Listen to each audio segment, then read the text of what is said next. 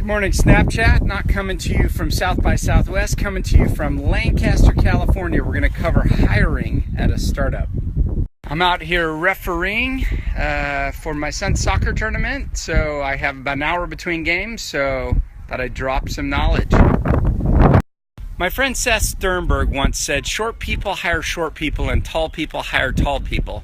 What he meant is people tend to like to hire people kind of like themselves. Don't do that. It's really important, even at an early stage team, to have diversity of skills. If you're more introverted, you might want more extroverted. If you're more process-based, you might want people more freeform.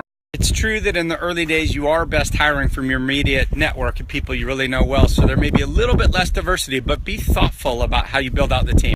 My ideal initial team, let's say, is a mix of about 3 or 4 engineers, 1 product manager, 1 CEO, and almost nothing else. Especially outside of Silicon Valley, you often find business teams that assemble like 4 or 5 business guys that are friends and they think they can outsource product development. Terrible idea. People find safety in numbers, so they just get 4 or 5 of their business friends. But if you have a good idea, be confident and assemble an engineering team around you. Especially for a tech startup, having that tech DNA really matters. I know it seems easier to have a team that knows what they're doing, build it. Do the hard work, recruit a team.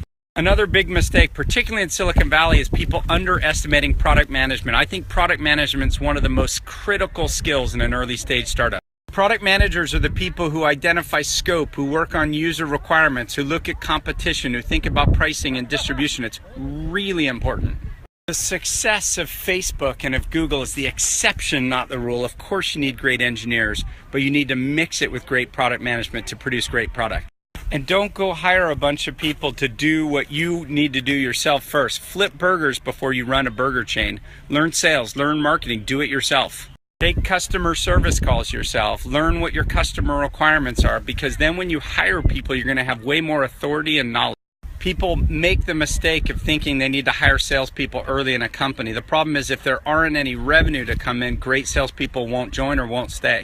Another mistake some startups make is once they get money, they still behave like a company that didn't get money. I like to tell people you need to level up, and I'm going to tell you 2 rare employees to hire. If you're starting to see success and you've raised money and you as the founder are still doing your accounts, if you're still booking meetings, your travel schedule and all admin, that is not the best use of your time. So those early level up employees are actually hire a great office manager that doubles as admin, hire a great finance director or numeric person. You as the founder, as the CEO, or even as head of engineering or otherwise, your time has to be against the most critical tasks. One mistake I see a lot of companies make, unfortunately, is great product teams often don't shift and actually build a business. It goes back to hiring by type, because great product people hire great product people and engineers. Eventually, you need other kinds of people. They feel different than the kind of people you're used to working with. And this is why some great companies go out of business. They don't figure out how to make money. And if the venture capital markets shut down or don't reward you, you're done. Inexperienced investors or board members will always try to get you to hire people with great resumes. I like to tell people, hire people who want to punch above their weight class. Hire the person who was number 2 at sales or number 2 at finance or number 2 at marketing, who wanted the top job and is hungry, going to work harder.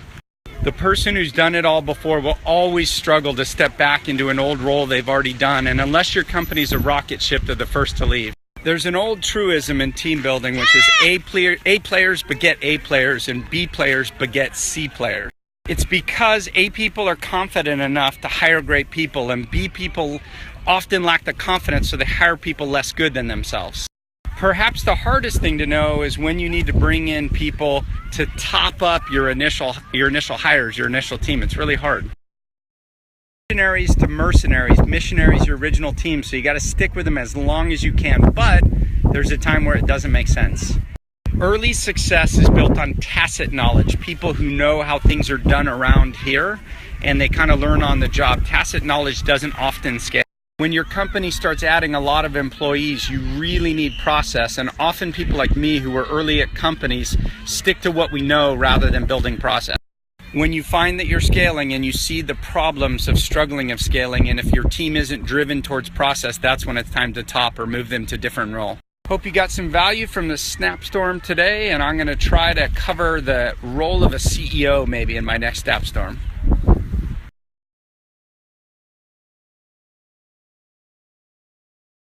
And of course, know your own weaknesses and make sure that you accommodate for those. For example, me with ADD, I hire process people, completer finishers.